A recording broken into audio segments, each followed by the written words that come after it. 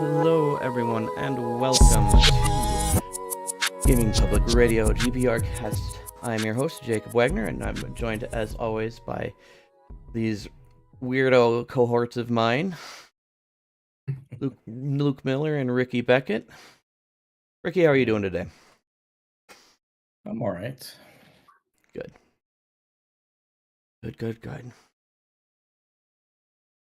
Anything fun or exciting happened to you this week?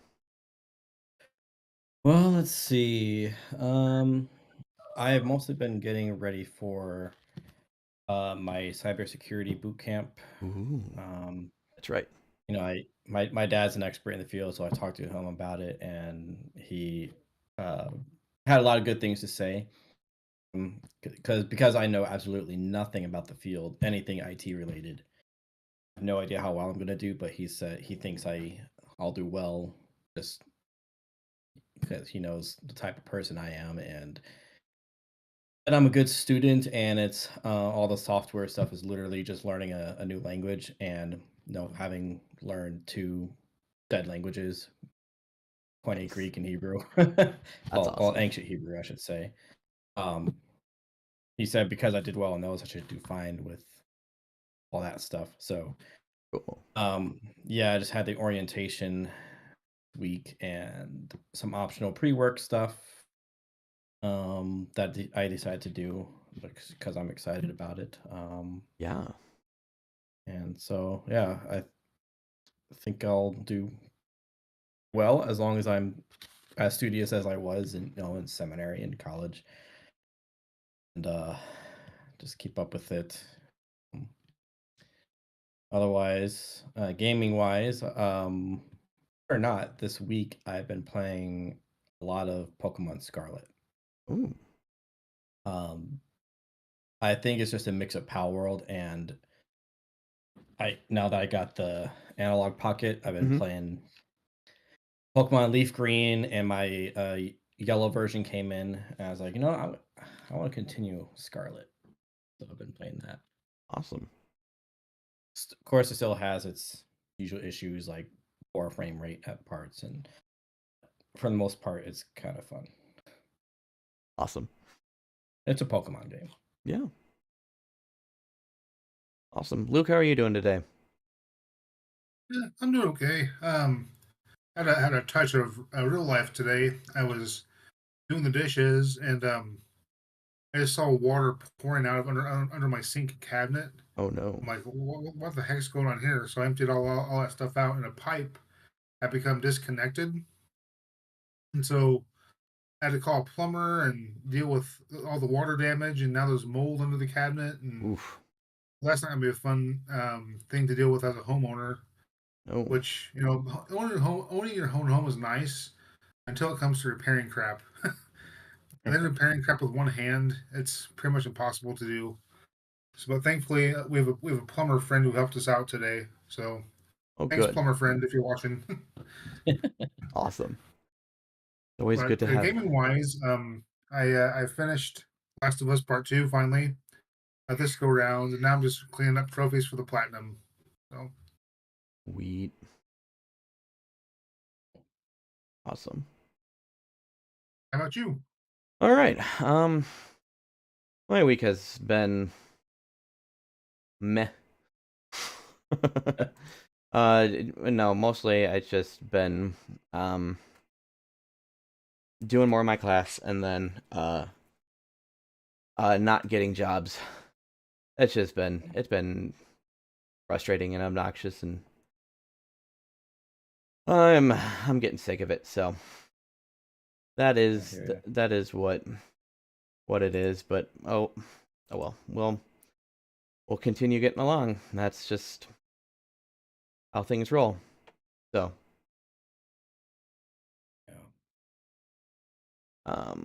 yeah. Gaming wise, I actually have not played many games. I really haven't. I've been too busy doing all sorts of other things. So Life stuff. life stuff, and just It's amazing what happens when you have anxiety, just even a little bit, and just like, I want to play a game, I want to stream. Oh, I can't do it right now. I just need to sit, and I need to sit. So yeah, that's where I've been at. Sorry, I'm slightly distracted. I'm scrolling through stuff that my wife was asking me about. So but that is not what we're here, so I can look at that stuff later. Alligator. All right. We are in the middle of our podcast where we are talking about where all the games are. So, just as an overview for the show, we are going to be touching on a lot of the stuff from Xbox and PlayStation this week, as well as well, that's kind of the major stuff. But then at the end, we're gonna have some fun jumping into the kind of the ridiculous uh conflict that came up in the gaming world this week, about yellow paint. So we'll go and go through the yellow paint debacle and go through all of that. But since it just happened all of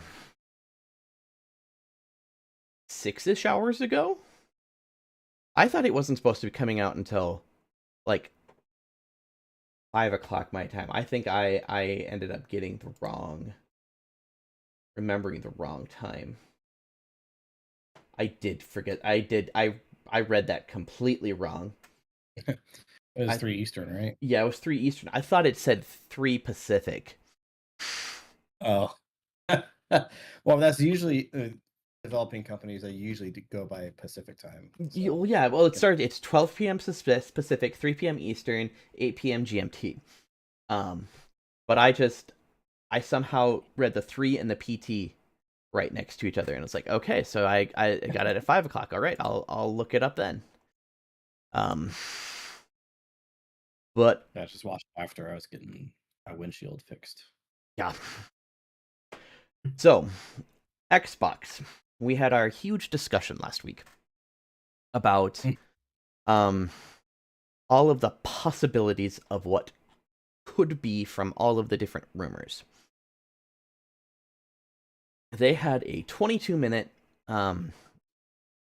update, a business update that they did on their podcast with Phil Spencer, who is the head of Xbox, Sarah Bond, the president of Xbox, and Matt Booty, the head of Xbox Game Studios.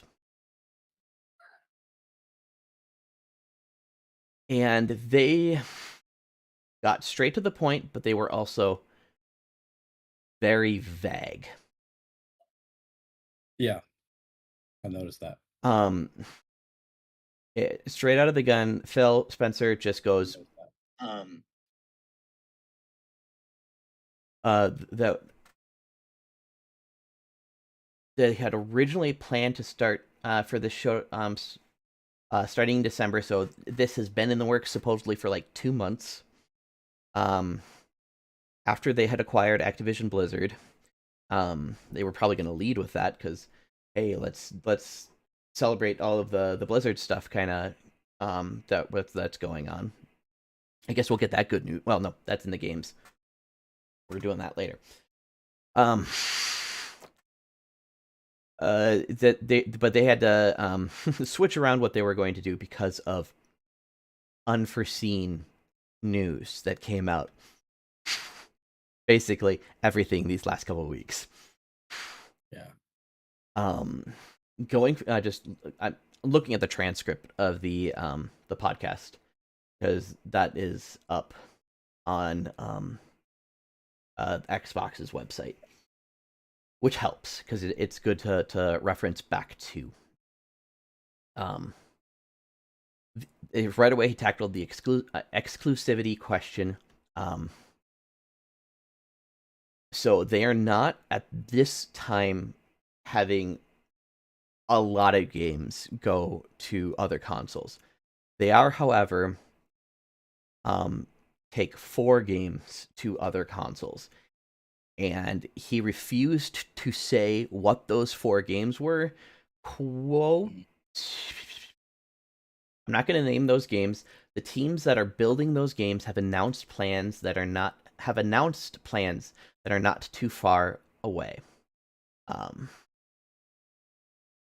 As we know, the game teams put a lot of energy into the announcements with the partners, so I don't want to take anything away from those teams. So I won't be talking about those titles specifically. But I think when they come out, it'll make sense. So right off the bat, the teams working with partners. What else can that mean but like a direct? I mean, that's...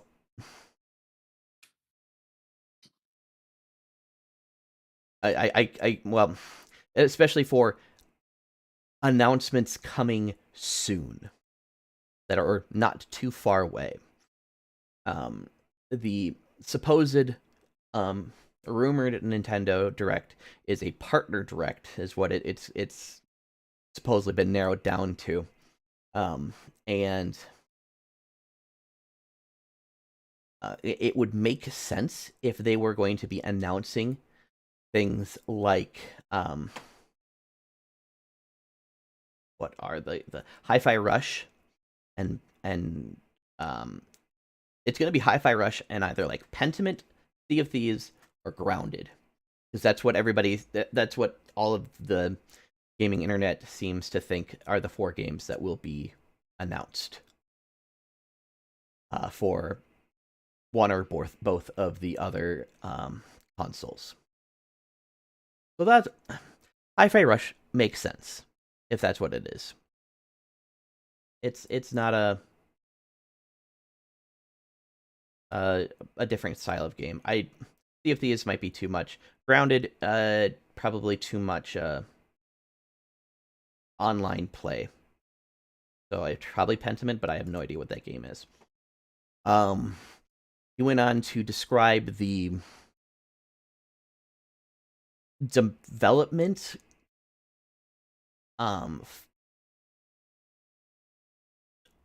ideology of those games, but right in the middle, before he started talking about like as much as he could about the 4 games without talking about them, he had this comment.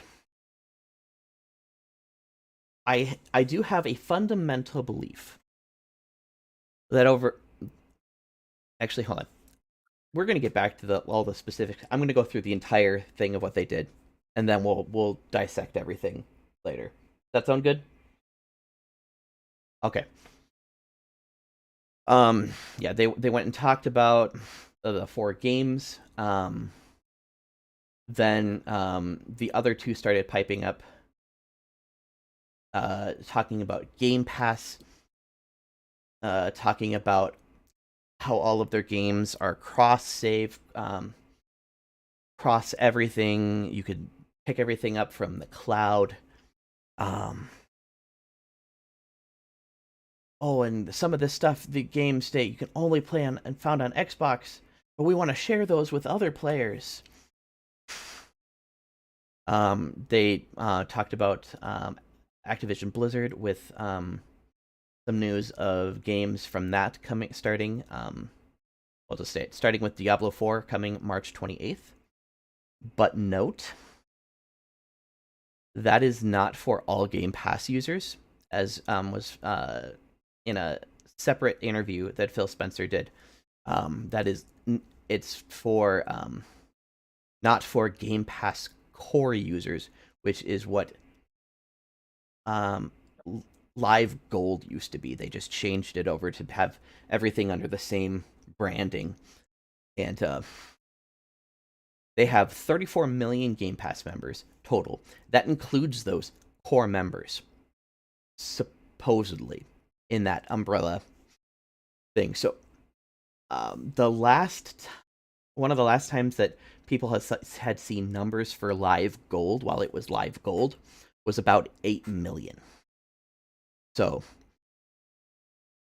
Xbox has been working with 26 million Game Pass users, which is interesting numbers, which can kind of explain some of what they're doing.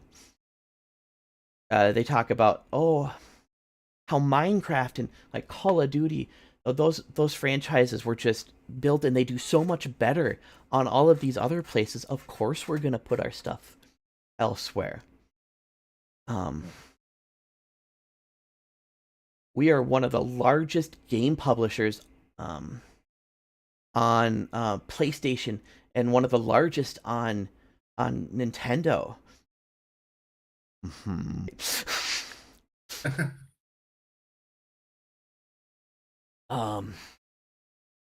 And we don't want to back away from those partnerships, so we're gonna kind of just increase that.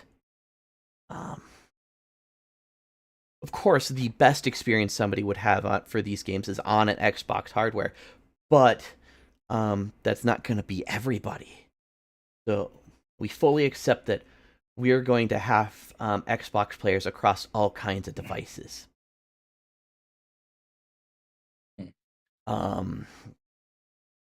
They kind of went. They did drop something about their future consoles, which is supposedly going to be their biggest jump in generations with like power and graphical capabilities. So they are already talking about the next generation, which PlayStation also kind of seems to be. We'll get more on PlayStation after we're done with Xbox, or in the middle of Xbox later, as we're kind of go, because they have some shared things that I find that statement humorous, like the most graphically intense graphics make them look better. yeah. I don't care. I'm an old school guy. There's gonna be nothing more awesome than going from Nintendo to PlayStation or Dreamcast. I don't care what they do. There's not, in my opinion, there's gonna be a much better of a evolution of graphics, in my opinion. To go from Super Nintendo to N64, to go from Super Mario World to Mario 64. It is, yeah. Yeah. It is beyond. I don't believe it. Are they much better graphics? No, but you're going from 2D to 3D. And they just kind of talked their butts off for a while until they started talking about investments and how people make investments into the Xbox ecosystem. And that was special. That was super special. And then they ended then they pretty much ended saying like, well, yeah, hey, Indiana Jones and Starfield are not coming right now. That we have no plans, which means that they don't have any plans until a year after it's been done. Okay. Back on topic. I have 3 different quotes to kind of talk about of their stuff. That I found interesting, different, almost concerning, actually, for the mentality that Xbox and Microsoft have going forward for the next 5 to 10 years. That first one, let's see. And I do have fundamental. Okay. This is Phil Spencer talking. I do have a fundamental belief that over the next 5 or 10 years, exclusive games that are exclusive to one piece of hardware, are going to be smaller and smaller part of the game industry. That's not some great insight, because if you look at the last 10 years and what the biggest games are today, well, it's a natural place. Whether it's one console and PC, multiple consoles, and multiple consoles and PC, you see big games landing on multiple platforms.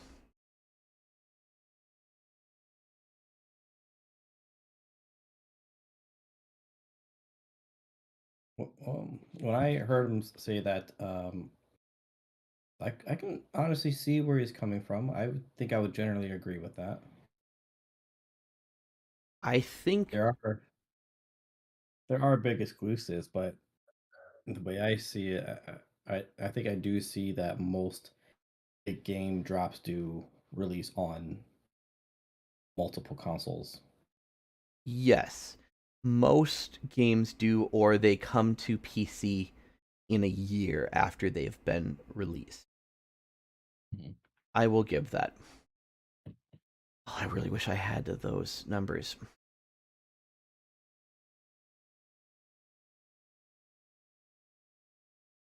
I mean, like, I guess this is all kind of goes back up against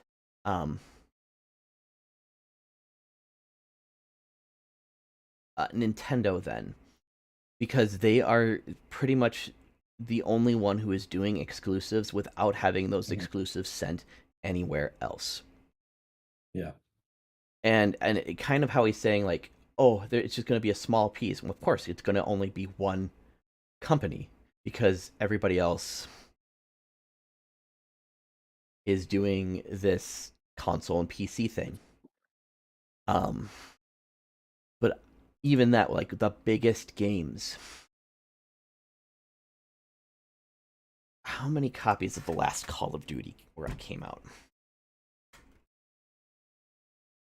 How many copies did the last Call of Duty games? Yeah, the 10 best selling from the end of, or the beginning of December last year.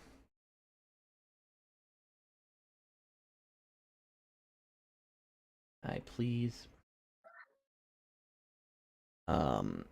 19 million copies at number 10 of the 2017 World War II. And going all the way down to first, 31 million copies of Black Ops in 2010. All right, so they're pretty much all hovering in the 20 and 30 millions. Okay. That puts things in perspective a little bit.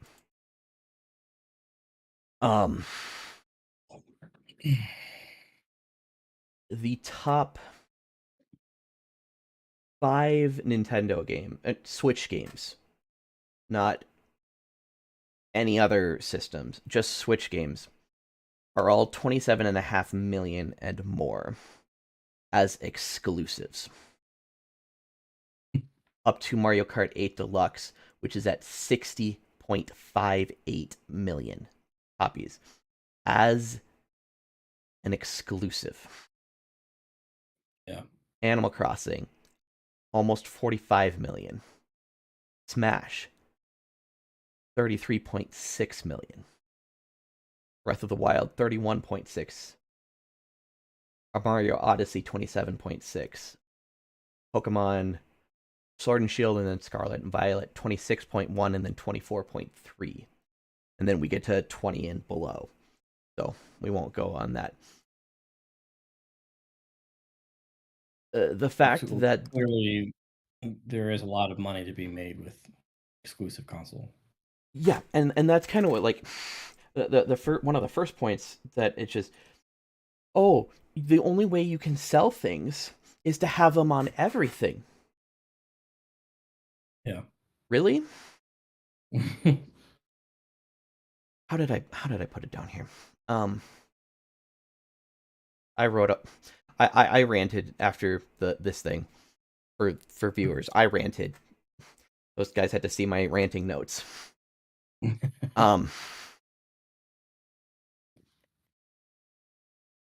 Oh yeah, we have to put things into exclusives. you wouldn't be in this position of saying you have to put all of your games on everything to sell them, saying that this is your best interests. First, if you actually made good games that people wanted to keep playing, they wanted to buy your console for. Like Halo is literally the only reason why I got Xbox back in the day in 2001. Yeah. Yeah. They talked about fixed numbers of players because, I mean, I think we talked about this a couple weeks ago when we read that article about the state of the gaming industry. How there really is a finite number of gamers out there because people they're not getting the younger generation, and we're not really getting the older generation. It's stuck in like older Gen Z, millennials, and Gen X are kind of like the main gamers. Gen Alpha and young Gen Z, they're not really into it as much, and then older people still have problems with games at times. Not all of them. There are quite a few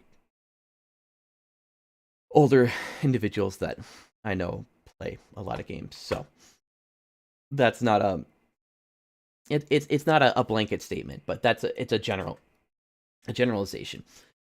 But what is not a generalization is that there is seemingly a finite number of gamers to pick from. And so if everybody is vying for the money of everybody here, how are you going to do that? So if you're worried about that fixed number of players, then you need to make owning your system something that is worth seeking out. Yeah. You could grow the player base. I quoted there. Did I quote this one? Oh, okay. So, bloop. This is their saying of it. Okay. If you're worried about the fixed number of players, you need to make owning your system something worth seeking out. Growing the player base by being on PS5 will not... Oh, never mind. This is mine. Why did I put quotes there? Okay. Putting your stuff on PS5 will not keep making you money. Or at least is not as much as you kind of could have made if you made your product something worth buying, just worth it. If you don't have a system seller, if you don't have an identity, a game or a character who is literally like the face of your system. What is the face of Xbox? The X and maybe Phil Spencer. It's not a game. It's not one of their characters. Like, it is no longer Master Chief. He used to be. But with the public perception of how Infinite is, though they have fixed a bunch of it, it's still, people aren't going back to it. And then they just haven't made any other mascot characters. I think their mascot is Game Pass.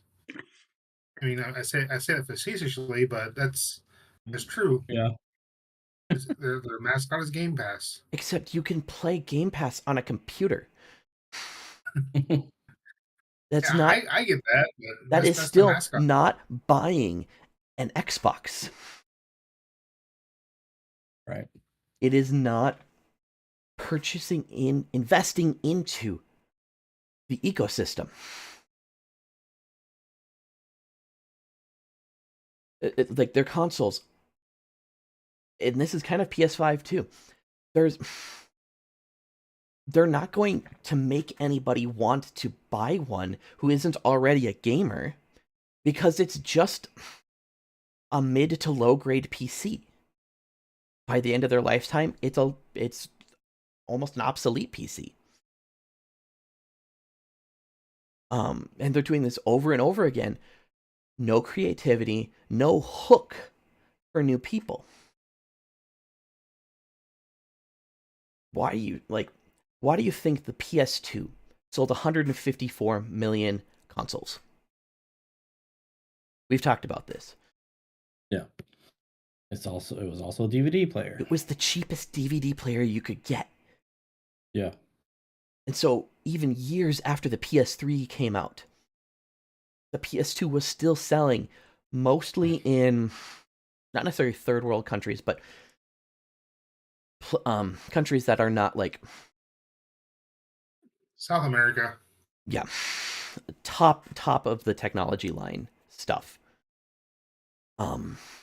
It's kept selling and kept selling. The next one down, which is like a million under it, 153 million, I think, or something like that, is the Nintendo DS. Why did that work? It was a brand new concept on the way that handhelds are. It was 2 screens. You could play all of your Game Boy Advance games and your new DS games on this thing. And it was a handheld that was out for much longer than pretty much anything else. It was like one of the longest running console life. And then we have Switch, that is probably at this point 140 million. Why is that inching up to compete against the PlayStation 2 after 20 years? Because it was a different new concept. You could bring it with you. It was mobile gaming, but also console gaming. It had the power of a console in your hand. Mm-hmm. So they revolutionized. That brought in new people during the pandemic. Why is Animal Crossing the number 2 game when it was a niche game before that? Because it was the right game at the right time with a console that was less expensive. And you could bring it with you. That's why they've sold 45 million copies of that game. When I have to look it up.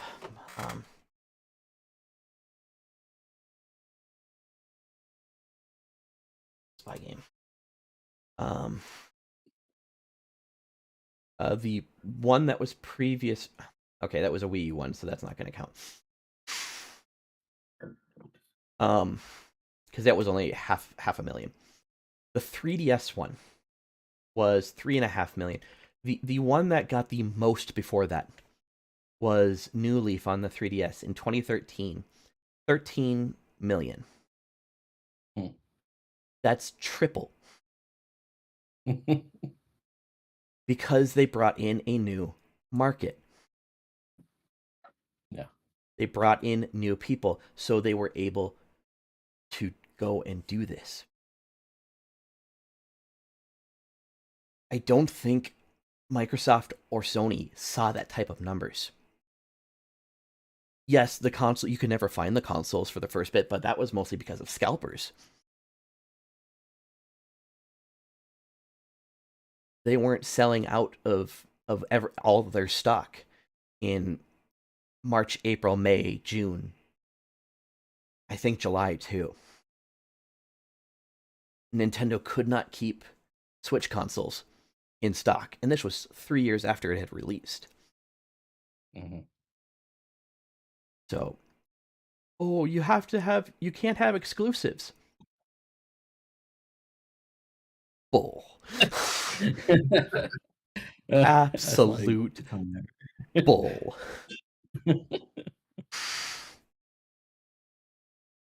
Yeah. Do you guys have any more comments on that one? Or do you want to jump over to investments? Yeah. Let's jump to investments. Jump to investments. Okay. I'm going to read what I think this was Sarah talking at the time. They stopped putting names in after a while.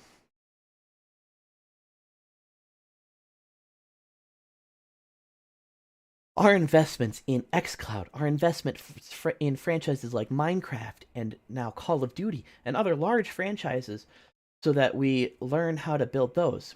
This has been a strategy that we've been on for, I'd say, a decade. It's not about one device. It's not about games in service of a device, but rather the devices that people want to play on should be in service of making the games as big and popular as they possibly could be. You're talking about a producer then, a publisher of games. But then the big one, okay. There we go. This one? Oh, that's talking about the limited amount of player base. I just stopped caring about highlighting and copying things over by this point because I was just like, what the heck? Where is it? Okay. So they're talking about investments. They are really saying that so you're playing somewhere where you're investing and you know you get to take the game forward with you and across all of the screens where you are. And I think most importantly, Xbox is a place where you know when you're investing in Xbox. You're investing somewhere that is dedicated to making games more successful and creators more successful, and so that they can invest and bring more experience, blah, da, da, da, da, da, da. That first part. You're playing somewhere where you're investing, and you know you get to take the games forward with you.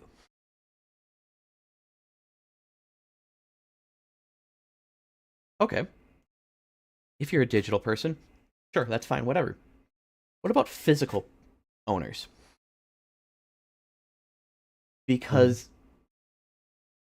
all of the leaked documents that we've seen, a lot of the talk that, in a way, we've heard from both companies about not releasing things on discs.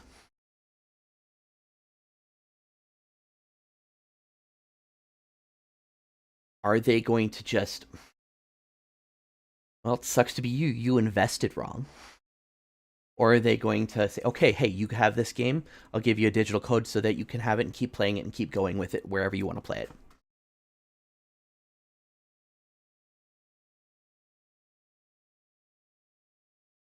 I'm investing in your company. I have bought your games. I bought Halo Infinite even though I didn't have to because of Game Pass. Because I wanted to support a game that I like and I enjoy greatly. I have invested in it. So, what do you mean by that investment?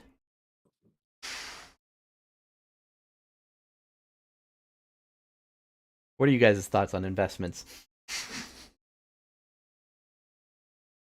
Sorry, I'm taking over all of it.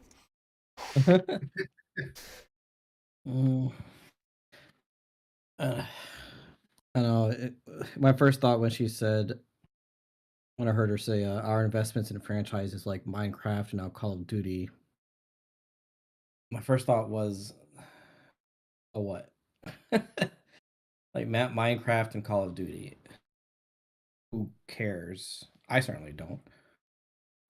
Minecraft is a beast unto itself. Yeah, both of those to me have become kind of overrated. And so you're going to depend on these superfluous games. Don't be ridiculous. Like, just make good games. Make them exclusive to the Xbox console.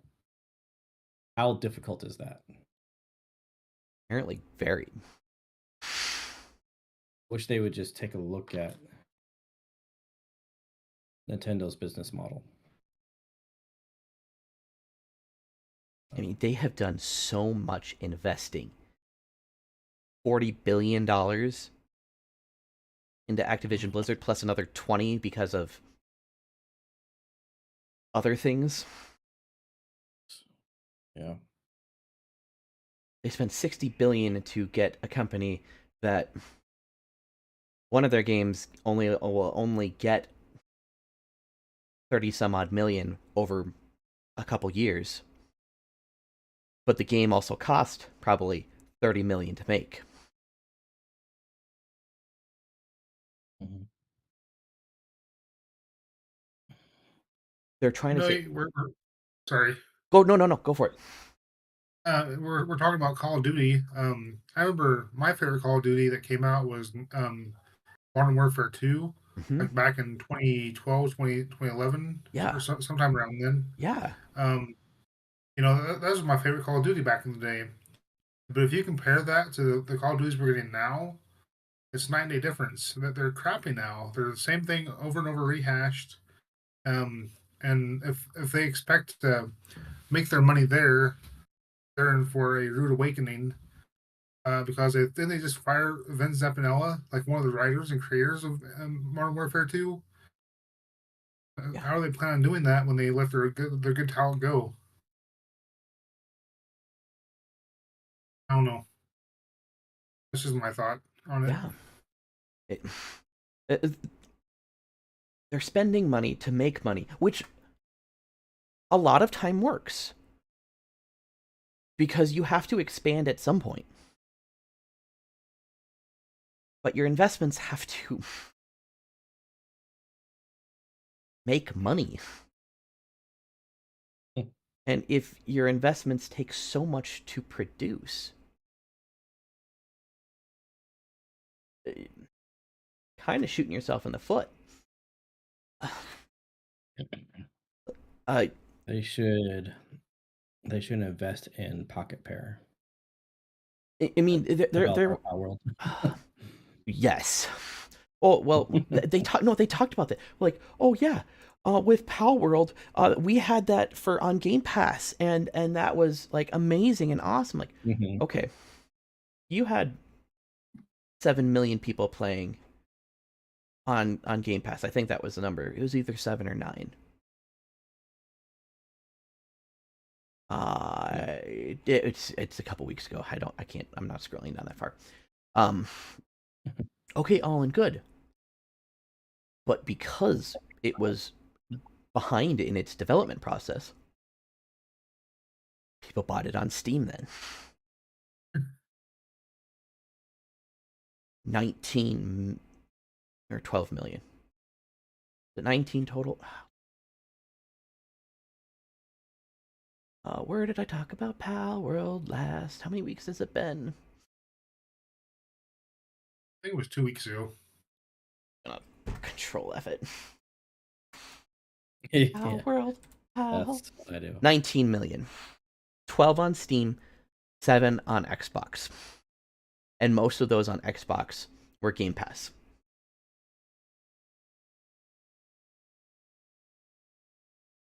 So, and apparently this game cost, it was either like, it was something stupidly cheap.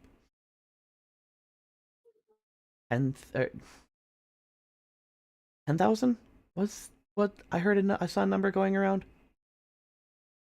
I'm probably saying wrong things.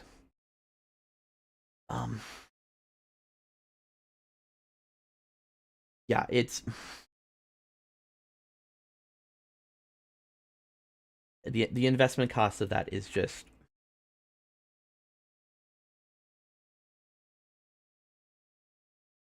unheard of for like Spider-Man 2, God of War. Like I know I'm talking about on PlayStation. Um but I think even then like they were talking about Halo Infinite, um Call of Duty. I don't even know what the other big Xbox games are because they don't have any games other than the racing games, Flight Simulator, and Halo. Mhm.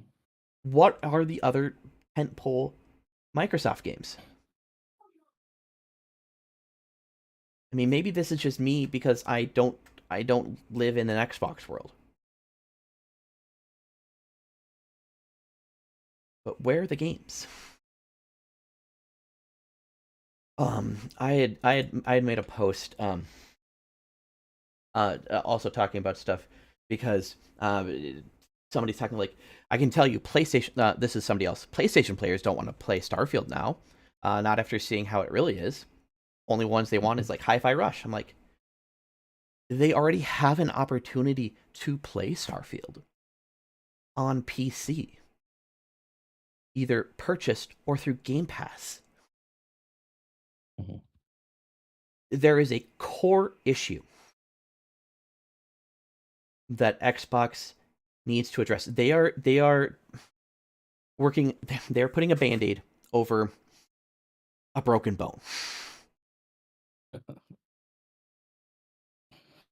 and their core issue is games. They are a game company. They are a game producer. They are a console manufacturer. They are one of the big three.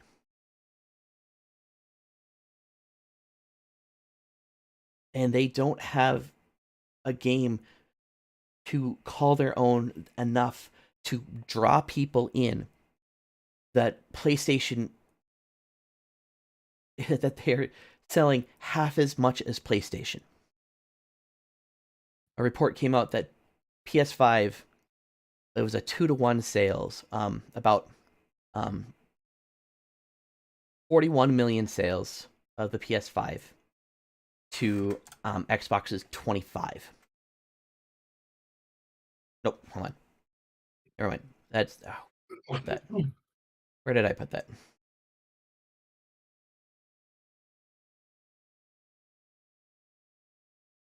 Nope. That was the 21 was right where it was. PS5 has sold 50 million. Xbox has sold 27 million. Because there has only been 77 million Gen 9 units that have been sold.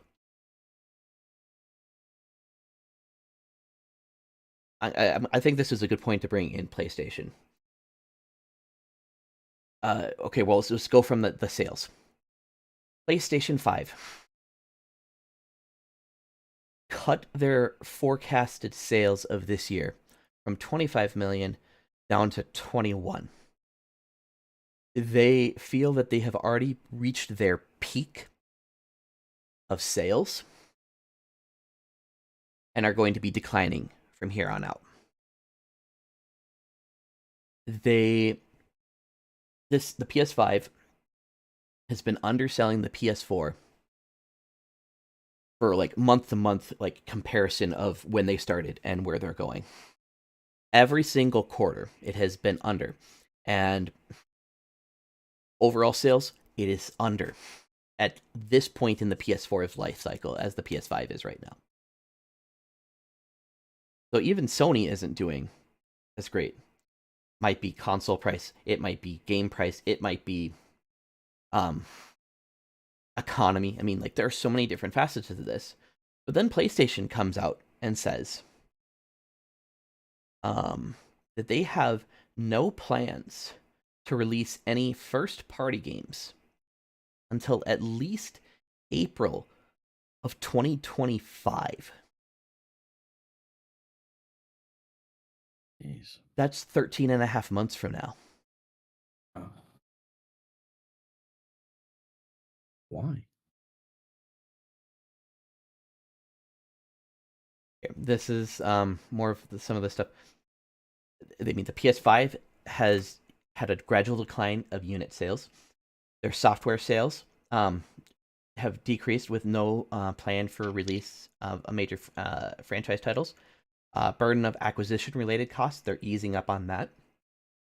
There's a slight decrease in first party. And they've only expanded in third party software and network service revenue.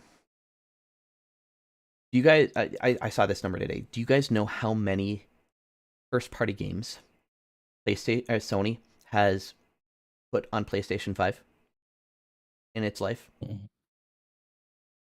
Nope. I'm gonna say under 12. Yes. 11. 11. It's less than the Wii U at this time in its life cycle. and everybody knows how bad the Wii U was in the full scheme of things. I liked it, but I prepared a statement about this because I go knew it would for it. come up. So PlayStation, no major releases planned until March 2025. Here's Luke's reasoning for this.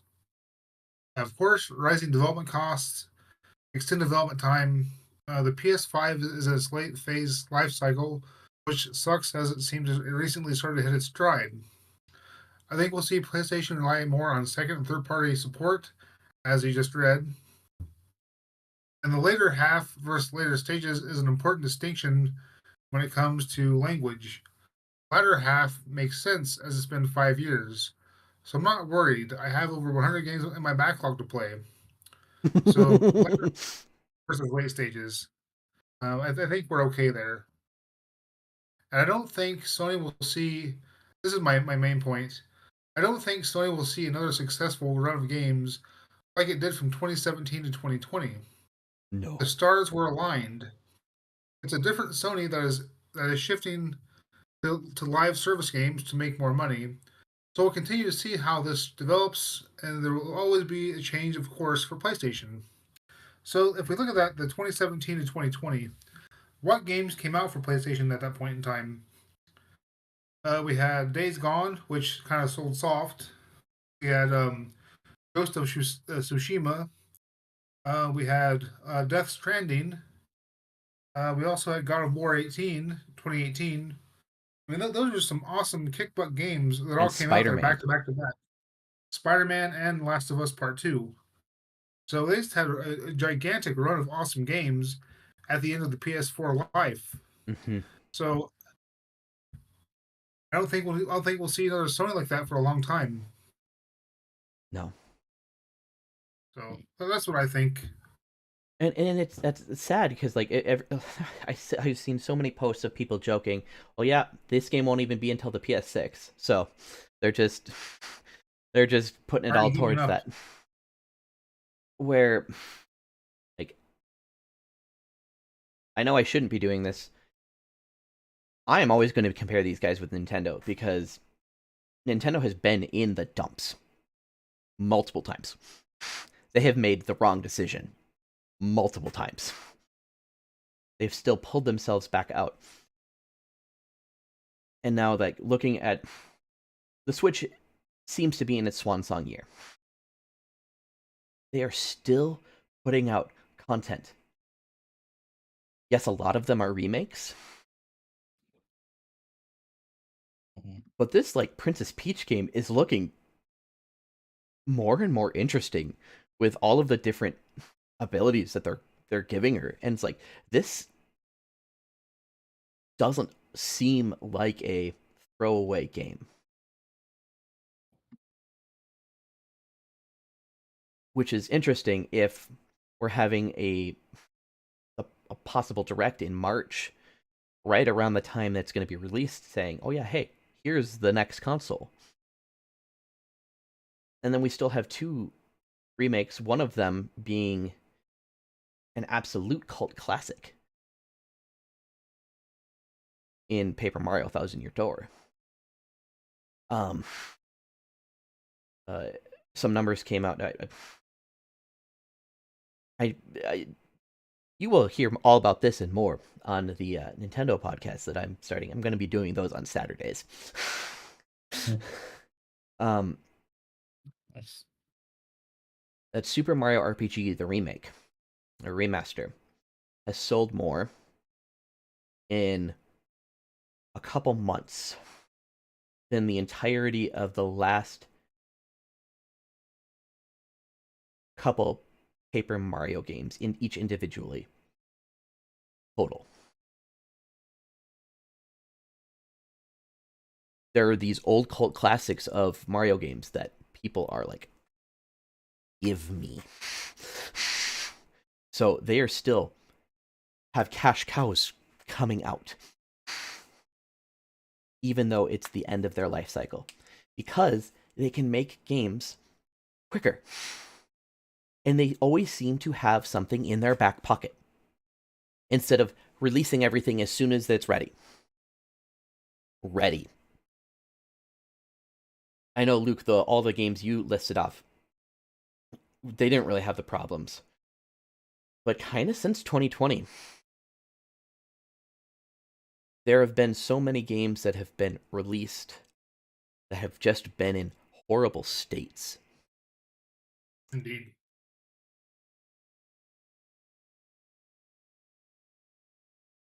And that affects sales numbers. That affects and impacts people wanting to buy the systems and games. Well, if they're going to be crap, I might as well wait a couple years until they're on a Steam sale where I can get it for $10 and all of the bugs will be fixed out of it. I have I have a friend, that is how he buys games. He rarely buys games brand new, except like Nintendo, because they never go on sale.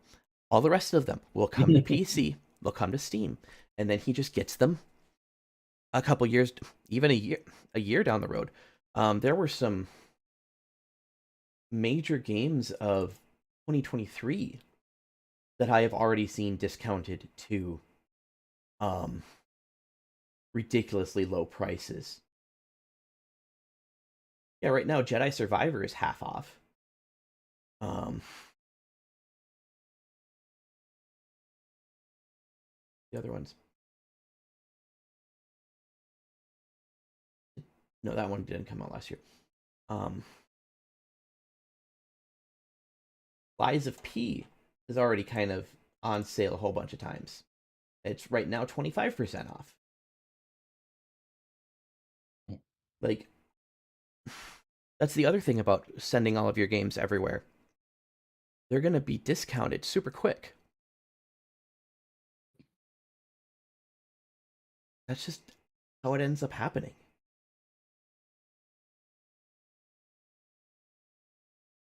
Flight Simulator. I know that's a couple years old, but that's 40% off right now. So there's Sony and Microsoft have a lot of figuring out to do. And so do like a lot of other companies that just make the games. Because the sales numbers aren't there to support what they're trying to do.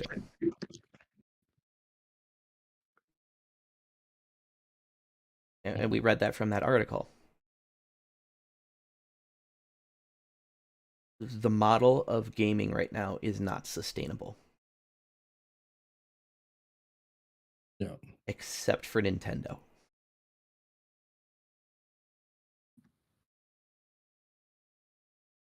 One rumor I heard for Xbox that like they were talking about something fun for the holidays is that they're coming out with a handheld, which is possible. That might help them. It would at least bring people in a bit more, because handhelds seem to be doing extremely well these days. PlayStation has been rumored to actually be trying to get back into the actual handheld, not their portable that just came out. The portal thing? The portal thing, yeah. That is just does the transfer over wireless or Bluetooth. One of the two. It can't play the games. The PS5 is still playing them. But if both of them get into the handheld market, awesome. Great. You guys are not innovating. You are at least attempting to change up your formula to grab new people. And I think that's important.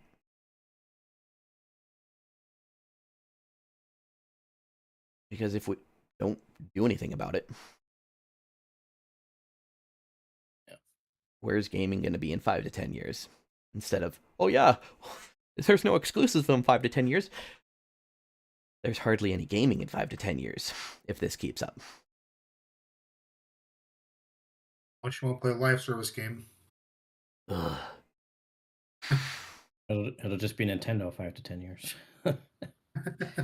If they don't mess up this generational Switch,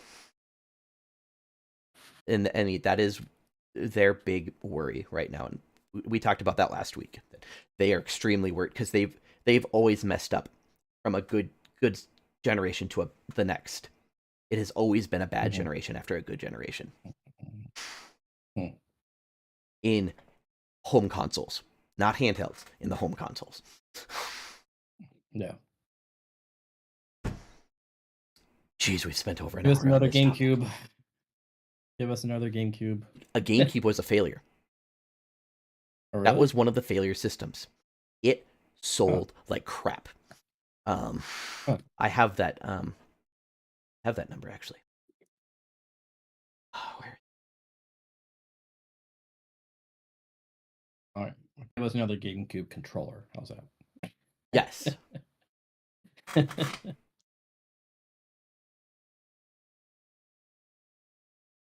Don't have that number right now. GameCube sales. The GameCube sold less than 10 million units worldwide. Because it was going against PS3 and Xbox. And Xbox 360. Like, it was not PS3. Yes. No. Yes, it was the PS2. Was it the PS2? It was 2000, PS2. 2003? No. That's been after a few years the GameCube has been out. Yeah. So PS2 and original Xbox.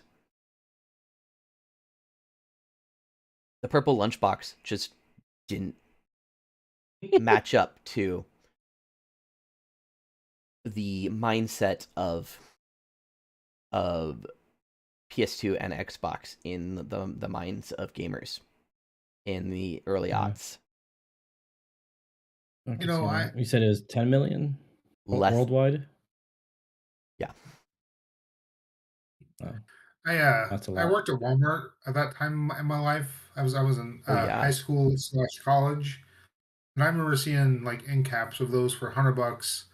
Thinking back now, how dumb I was for not buying one or two just to have. Oh, wait a minute. What? Why did that part say? Okay, maybe. One thing said, was that just by the end of 2003?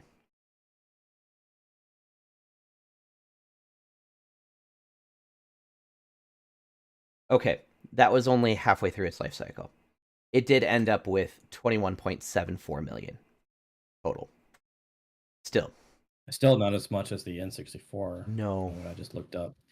Even the 3DS, almost 76 million units. Yes. I still play that thing too. Playing it the other day. Well, to transfer to Pokemon. Yeah. Yeah. But they're not making games for it anymore, are they? The 3DS. No. Yeah, I didn't think so. It's such a cool. I think. Do I have it here? Hold on.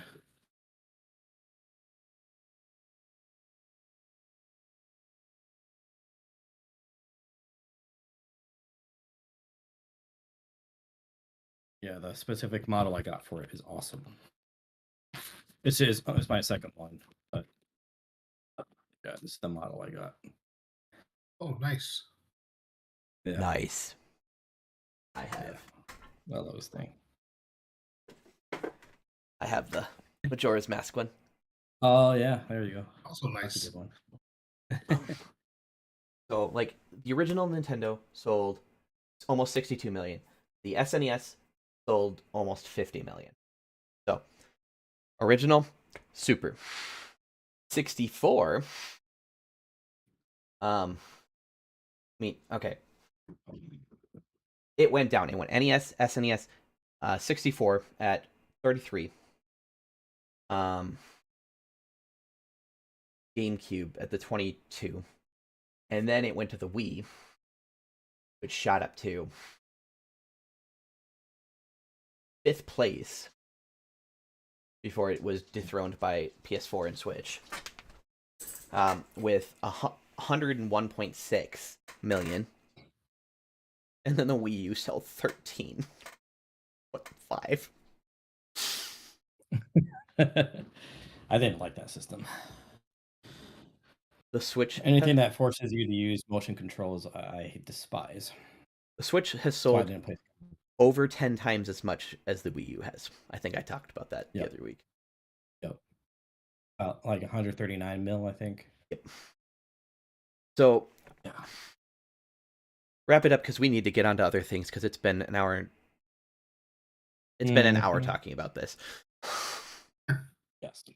And I think we all knew that that's what it would be.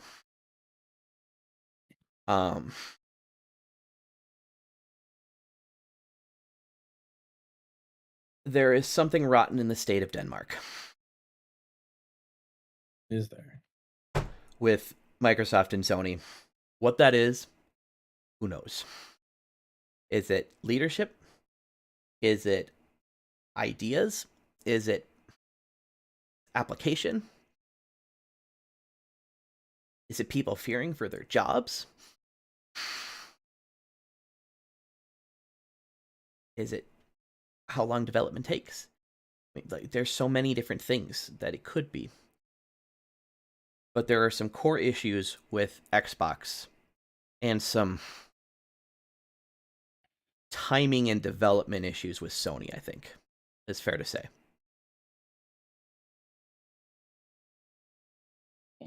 That okay, Sony is going to have like one of the biggest games in 2 weeks.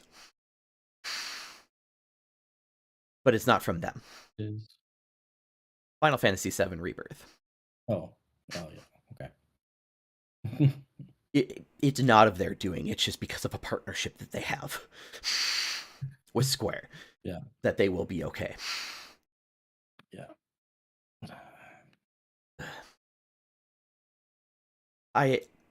That will be a console seller, and I think that might change their forecasted numbers for the year's sales. But maybe not.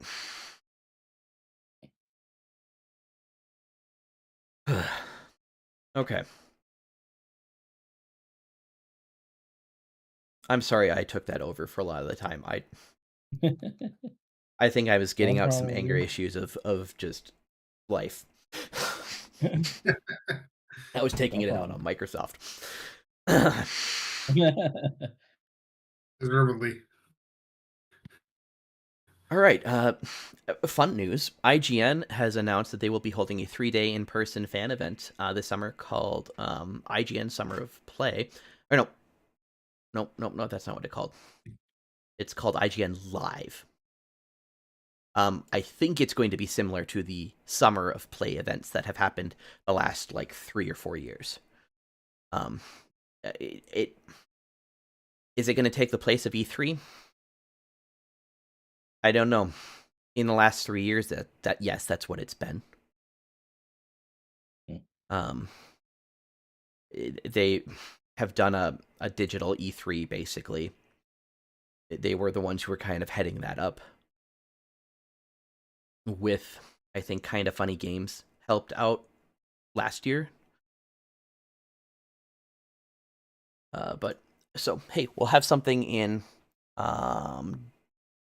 what month? I didn't put what month that was. No, they just said summer. Never mind. We don't know what month it is. The developer of Dead Cells, Studio Evil Empire, has put out a statement saying that they are finished working on updates and DLC for the game, and they are moving on to something shiny and new. So, Dead Cells is a fairly liked game.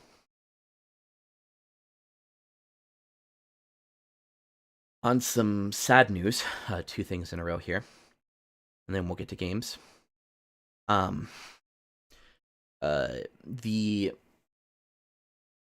guy who basically wrote and created most of the Suikoden games, 2 of the Ayuden Chronicle games, named is Yoshitaka Moriyama. He is the one who came out on the stage at one of Sony's last E3s, and started the Kickstarter for Suikoden 3. He suddenly passed away on February 6th due to multiple organ failure. The studio that he was working with, Rabbit and Bear, announced that today, or yesterday, that he had passed, and that they had already held a funeral for him with close family and friends. They did ask that no gifts or messages be sent to family, friends, and coworkers at this time. So I think most of there has been a lot of the development of Suikoden 3 finished, but a lot of the Kickstarter campaigns are going to have to be adjusted because of his death. Because it's probably going to be commentary that he will not be able to give. So, sad day for RPG lovers, JRPG lovers.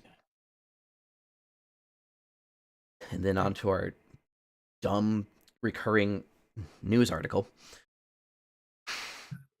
This time, Embracer has canceled 29 unannounced games over a lot of the last few months. And they have been doing some restructuring and has resulted in cutting 1,400 jobs. More cuts are going to be coming as it enters its final stretch. Hold on. I need to find this because it's aggravating. Their reasoning for it. Yeah, I think I know what you're talking about. Just the way they phrased it was really heartless. Our overruling principle is to always maximize shareholder value in any given situation.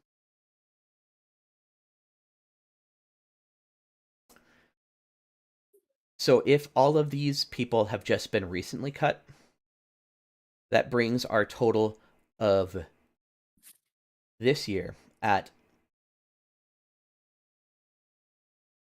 46 days into the year at 7,700 plus people in the gaming industry who have lost their jobs. Plus the 10,500 from last year, we are getting really close to 20,000. Is that... Now there's... Go for it. There's something going on in the world right now, economy-wise. I don't know what it is. I don't know anything about economics, and I don't know enough about current events. But so all these layoffs have been happening, right, in the video game industry. They're not alone. When I was at Bell Tire earlier today getting my windshield fixed, and of all channels they had the news on, and on there they said both the UK and Japan are going through a recession. Yes. The value of the the yen just dropped hard this week. Yeah. It went like 80 points. It dropped. And it has been in decline for at least a year. Yeah, I saw reports on that too. That was... Yeah, just what is it? What's happening? I don't know. But yeah, it's that all of the tech industry is like all of tech industry is facing this. It's not just gaming. All of tech is facing this problem. There are some professions that are doing fantastic. Like you can't find enough people to do it. Like social workers. My wife could write herself any job that she wanted in most places, especially rural, because they are desperate for people. That's one of the benefits of me, doing a cybersecurity, to put that as a tool on my belt, because it's the same thing. They are always in need of people. Do a tech job in a non-tech environment, and you will be golden. Yeah. Yeah. And in Michigan alone, which is where I'm at, there are over 13,000 job openings in Michigan alone. Oof. So depending, on how I end up using this, I'm pretty much set. That's good. My ideal, I like to do it as a bivocational thing, but we'll see. Anyway, I got us sidetracked. Let's get on to actual game news. Some fun anniversaries this week. Well, fun. Silksong was announced 5 years ago. And was it 2 years ago that Xbox had a direct that said that every game in this video is going to be out within the year, and Silksong was one of them? I do not recall. I think that was 2021 or 2022. And then on February 12th of 2014, Twitch Plays Pokemon was launched. So it's been 10 years since Twitch Plays Pokemon started. I remember hanging out in that channel. That was fun. Hop back up. Game announcement. If you are a fan of the Ys series, Ys X has been announced, releasing in autumn of this year on Switch, PS4, PS5, and PC. Ricky, take it away. All right. So yeah, some Destiny news. So first of all, Bungie announced that I don't know how long this is good for. It might be in this link, but if you want to get back into Destiny 2, right now you can get every Destiny 2 expansion or 40 plus the 30th anniversary pack for $40 on Humble Bundle. These expansions do not include Curse of Osiris and whatever Ray's thing is, but those are terrible anyway, so you're not really missing out. You have 12 days left to do it. 12 days, yeah. All right, 12 days left on that. Great time, so good time to get back into Destiny 2, especially with the delay for the final shape, which again is June 4th, I believe. And lastly, for Destiny, in case you missed it, past Tuesday, the Mass Effect customization options and other goodies have come to D2. And when I first brought it up, I said, so they had said that it comes at no cost to the players. I was right to hold my breath, because whereas, so you get the ship, which looks like the Normandy, and the ghost shell, which looks like Edie. Okay. And a sparrow that's supposed to look like the Normandy dropship for free. You get those for free, but all the armor customizations you do have to pay real money for. Boo. So it's like at no cost to the players, my foot. Because of all things, people are going to want to look like Commander Shepard, Liara Tassoni, or Garrus Vicarian, depending on what your class is. Yeah. Nevertheless, so I got all three because nevertheless, they did do a really good job with these designs. I think they did a great job with the armor designs for them, which is saying a lot because our armor aesthetics have been pretty poor lately, especially for Titans. They always got to give you these huge, like football player shoulders. And I hate that, but they all look pretty good. So if you're a Titan, if you're a Titan main, you'll get to look like Commander Shepard or just your average N7 soldier. If you're a Warlock, you get to look like Liara. And if you're a hunter, you get to look like Garrus. The mask, the helmet looks just like Garrus's face. It's pretty cool. But it's up to you if you want to get any or all of them. That's and of course they have their this week at Destiny thing. There's basically the big news, not really big, but there's going to be a lot of major sandbox changes coming soon, which I'm not going to get into those. So, but expect more changes to weapons, most of which are not so good. Oh boy. Yeah. Gotta love when they update things. Yeah, like one of them is decreasing the amount of damage you do from long distance with there's two weapons. I forget one of them, but the other is a sniper. The sniper. Like, why would you decrease the damage from long distance for a sniper? I never use that gun in the game anyway, so now I even have less of an incentive to use a sniper.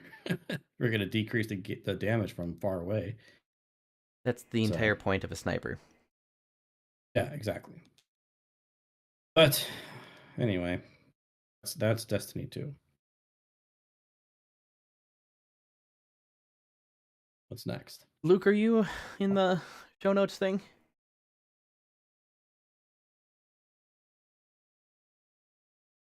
Did you want to cover any of the FF7 stuff, or you want me to do it? You can go for it. Okay. My kids are screaming, so I'm trying to do both things. Yeah, makes sense. So there was a good report out talking about the final installment of the remake trilogy. It is reported to be at the same preparation place now as they were with Rebirth at the end of Remake. So they're keeping on track with everything. A lot of progress with the script, and I think they're getting ready to finish some development stuff. But development should be a little quicker because they have been kind of building assets so that you can reuse them in a better and easier way. So yes, there was a difference between the PS4 and the PS5 for graphic fidelity a little bit, because, I mean, a PS4 to the PS5 is a completely different system. But, so, let's see, Remake came out in 2021? Or 2020? I think 2020. Okay. Yes. Maybe. Yes. Because it was at the start of the pandemic and I was dealing with health issues. Yes. So that is encouraging for development towards whatever the last one's called. And then the demo is going to be getting an update scheduled for February 21st. So next Wednesday. It's going to improve the image quality in performance mode, which is going to be fun, and that's going to apply to the full game. And they are also going to be implementing the second half of the demo, running around the overworld up to Junin. So that's going to be cool. Yeah, Like I'm excited to ride some chocobos. yes. Some videos have come out. Spoilers. Um, that blue and green chocobos have been shown in videos. So that's fun. That's exciting. Mean we're getting black ones.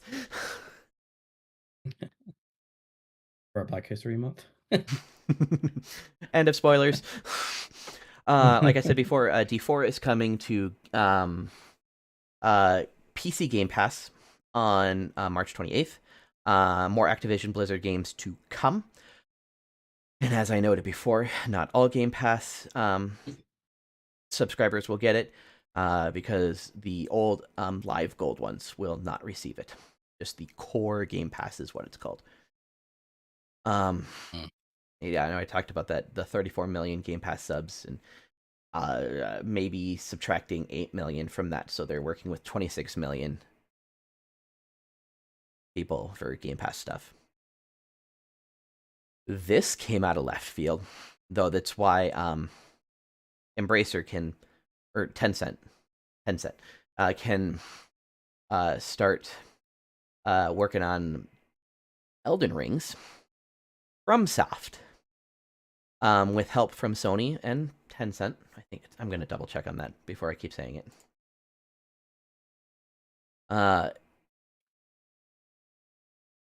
Yes, Tencent is now the sole owner of Elden Ring, of the IP. They bought it out from Bandai Namco. You can go straight to the United States Patent and Trademark Office website, and you talk about the history of prosecution history. It talks about the assignment of ownership change, and then it says that the owner name is Kabushiki Kaisha from Software. So interesting. Bandai Namco let it go, which is Let it go. fascinating because it was one of the best received. Like, I know FromSoft had like it was kind of shared, but it was a Bandai Namco game, and they just let it go. That's weird. And finally, last game news. I just threw this in there at the end. The previews are out for Overlord Unicorn Overlord, and everybody seems to be loving them. Who played them? The impressions are just glowing.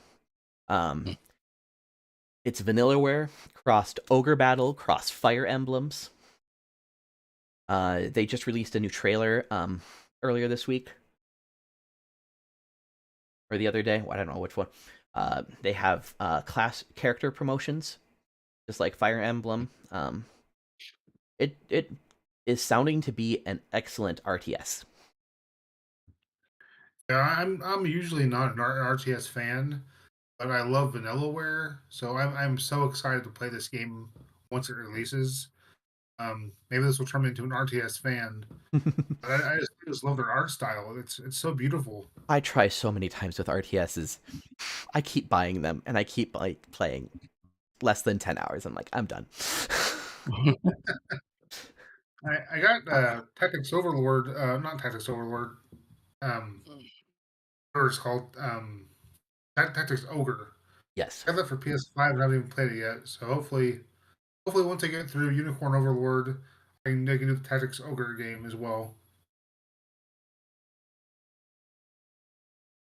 Okay, that's all our news. Gosh, I gotta learn how to cut that down.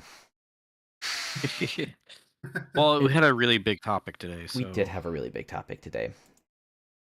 I think it's allowed. Yeah, I guess so.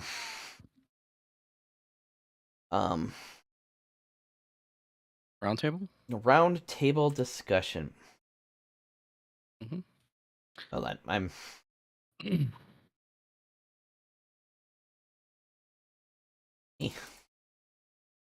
That's what I want.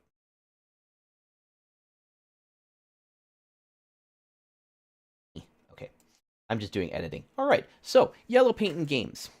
The idea that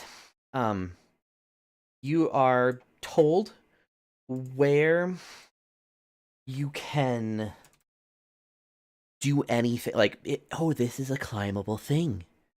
Yellow paint, yellow barrel, yellow something.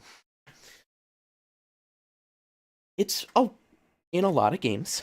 Most recently, Yep. it was seen in the demo for Rebirth, and there was a there was a day of it just blowing up in Final Fantasy forums. It was amusing after a bit. It was just kind of annoying. So, yellow paint. Is it a good thing? Is it a bad thing? Is it just poorly implemented more often than not, or is it just plain out lazy? There's so many different ways to approach this. Luke, I think you should start with this though. Sure. I, for one, am a fan of the yellow paint. Um, uh, for mainly because it's a accessibility piece, not for blind people per se, but or vision impaired people, but for people with cognitive issues. Like, where do I go? And so for me, playing the Final Fantasy VII Rebirth demo, you're climbing this mountain, so it's all brown. Um, and after my stroke, things don't always connect the dots for me. So I see a yellow path that leads me up, Follow the and for yellow me brick that's road. great. Um, so I guess my opinion on it is it's a good thing, but I think it should be more subtle. Maybe the ability to choose the color of paint that you Yeah. pick will be beneficial. Because the first time I remember seeing this ever in a game was Uncharted Golden Abyss for the Vita. And that's been a few years. Hmm. But it just told you where you could go in the Uncharted game. Then I noticed it again this last year, or maybe 2 years ago, with Horizon Forbidden West, and then again with this Final Fantasy demo. But I think it's a good thing, especially for people with cognitive issues. But that's my 2 cents on it. No, and I think that's a very important 2 cents. Um, I know there's a segment of gamers that are jerks Yeah. that are like, why do we care about accessibility stuff? It's not that many people. Just suck it up or don't play. Yeah, Yeah. but they don't realize that half Screw the those people people. half the people are gonna have accessibility issue at some point in their life, Hmm. and break both their hands and try and hold a controller, or put elements on and try to control a controller. It just doesn't work. Yeah. Speaking of Yellow Brick Road, if someone's listening to this and you're one of those people who says, "Why do we care about accessibility?" Get a heart. Don't be a tin man. Hmm. A heart. Have a heart. Absolutely. Um. So I think, Ricky, go for it. What are your thoughts on it? Um. I I wasn't even aware that this was such a big debate. So It really isn't. It was I just don't lean. Oh, okay. it was I just don't a lean news thing from towards. this week. I don't lean towards one side more than the other. I more kind of have more of a middle Sure. preference. So Indifferent. I really, yeah, kind of indifference. I really like Luke's perspective from it. I never thought about it from an accessibility point of view. So from that standpoint, it makes a lot of sense. Um, so on the one hand, there've been times when I've been playing a game and that's like really realistic, like the graphics are very realistic and things, and then all of a sudden there's this like bright yellow paint strip of paint showing me where to go. It's like, oh, it's not realistic. It's kind of It takes you out of the it game a doesn't bit. it yeah, it doesn't belong. Um, On the other hand, there have been a lot of times when I've gotten lost in a game and I have no idea where to go. And for some people, that's part of the enjoyment of it, figuring out where to go, the adventure. But for me, it's not. Um, for me, playing games, if I get frustrated, I play games to relax and have fun. If a game is making me get frustrated, I'm going to play it at least for a while. So if a game is taking the fun away from me, then I'm not going to like the game as much as I had. So I do appreciate it from that accessibility point of view. Um, it, but maybe like Luke said, make it less obvious, and definitely have probably have an option to turn it off and on in the option screen. Um, but I do appreciate it because there've been a lot of times where in a lot of games it's like no, there's a clear path that they want you to take. Mhm. And there's only one way to get there, and it's like try climbing up like a broken down satellite tower or something, and you're trying to jump up but can't because that's not where they want you to go. And so they have a yellow there to tell you, oh, this is where you're supposed to go.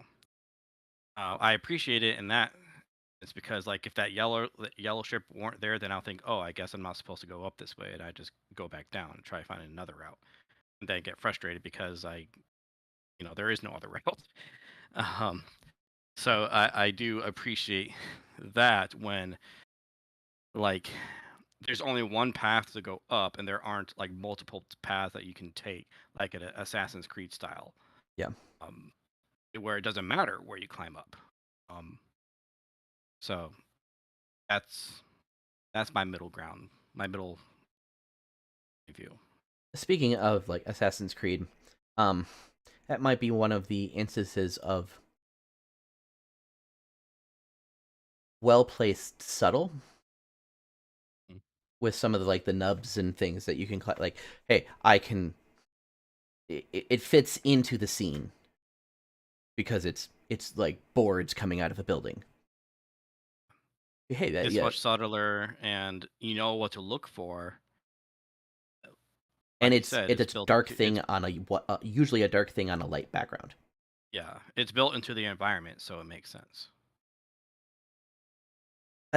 To be completely honest, when I was playing the demo, um, I went through and I played it like I, the yellow paint completely threw me off for that one. I was like, lovely, the yellow paint again. Okay, it threw me out of the game for just like a little bit.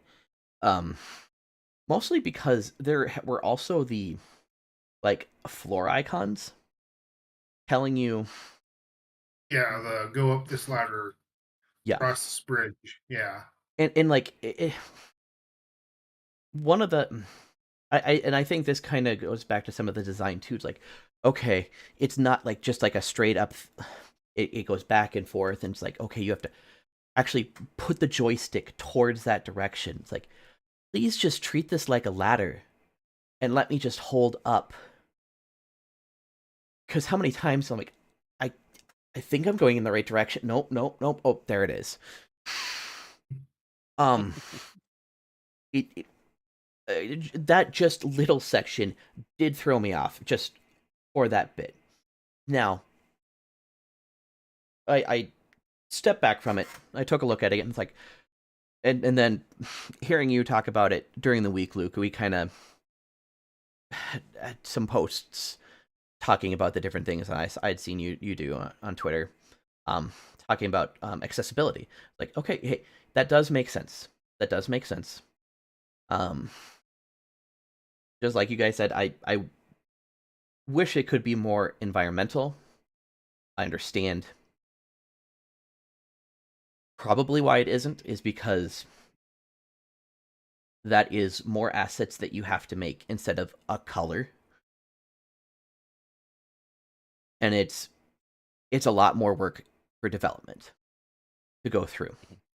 Now, if you look back at the original Final Fantasy VII, it also had accessibility things, like a very similar concept, but implemented differently. If you pressed the select button, I think it was, on your controller when playing FF7, arrows would pop up all across your screen. If they were white, it was a climbable thing. If they were red, it was a room transition. And it was just there if you wanted it. If you didn't want it, you just hit the button and it's gone. That works in a game where each room is separated from another, so the game doesn't have to load the entire world of markers, which could be confusing. And even building, like, okay, you have 500 yards where you can see markers. Okay, well, what happens if something's 501 yards away and I can't see it? Okay, that it comes with its own set of problems.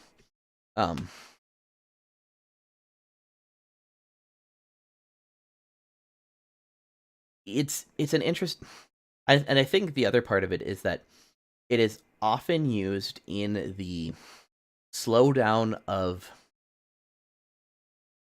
your characters so that games can load. The old trick of, hey, you're still moving, you're still doing something, but the game is dumping what you just went through and loading up what's coming ahead of you.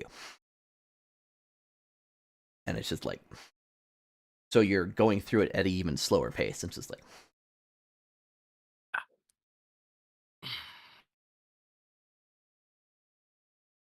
okay.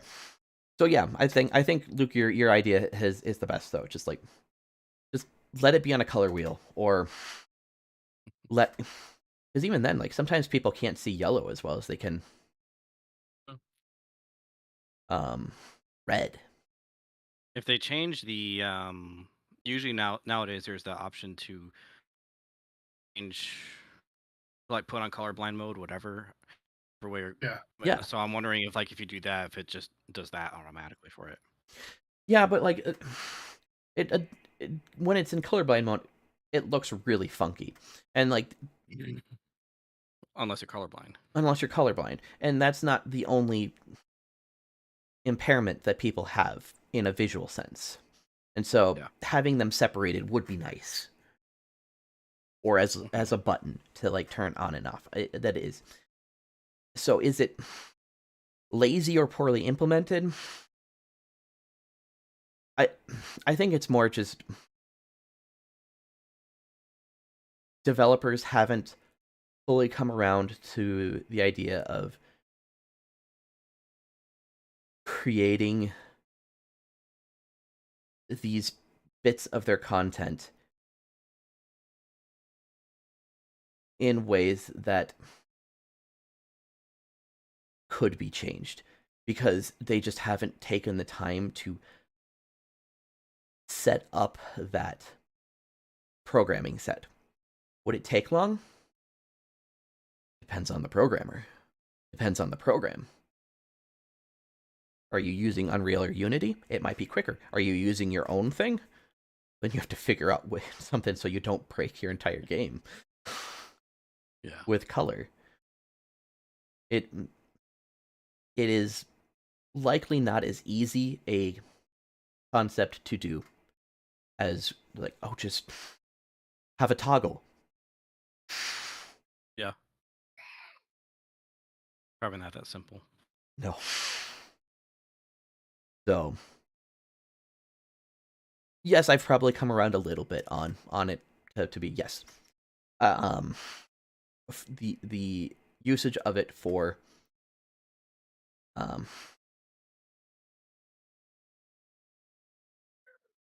just helping visually or cognitively impaired individuals or just for general lostness, because they've done studies even on like how people struggle to find their way even like when it's not there. Like it's needed for most people. Most people are not good gamers. Yeah. So It makes it a lot easier for casual play too, yes. which is when you're adults like us that I'm mostly a casual player now. Yeah. Not right now because I'm unemployed. And you're holding a kitty. Yeah, I'm holding a kitty weedy. Aw. Wow. I think honestly, this game has been the first time in a long time that it bugged me, because I actually think that I was actually invested in the world of Rebirth, because I was just so excited about it.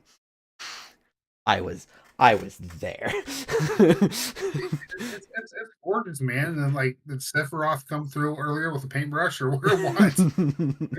It's kind of jarring. He fell down one time, and it's like he fell down multiple times. Oh, I should have marked this last time. Yeah.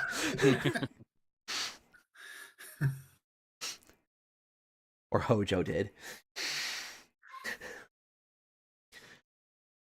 Ugh, It's been 2 hours. it has.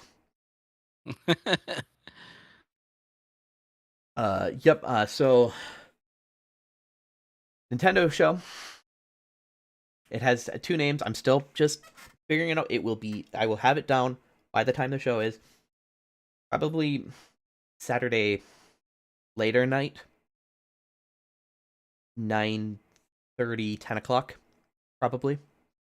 So we'll see how long that goes. If there's a direct tomorrow, I'll be there a while. Yeah, let us know in the chat when you're gonna Yeah, absolutely. record it, so in case either of us or both of us could join in and Absolutely. give you some social interaction and make it more enjoyable. Go for it. Gaming Public Radio is made possible due to our love of gaming and desire to do more for the community. If you'd like to support us, please hit that subscribe button down in that corner. I'm nowhere near the subscribe button. You can find all sorts of content upcoming. We have plans for recording and putting video stuff together, actually planned out and ready to go. So there will be something. Instead of just like, I think there will be something. There will be something soon. You can find Luke at Good Fight Games podcast, Good Fight Games 618, YouTube, Twitter, all that stuff. Anywhere, it's a lot of Good Fight Games. You can find Ricky at Righteous Lutheran or Righteous Lutheran with a W and either an A or no A on either Twitter or Instagram. And then you can find me at Hallowed Foxmoon on Twitter and Twitch. That's basically where I hang out. On like one video for TikTok. But thank you for watching. You can find more content for excellence in gaming right here on GPR. Thanks again. Bye. Bye. Bye.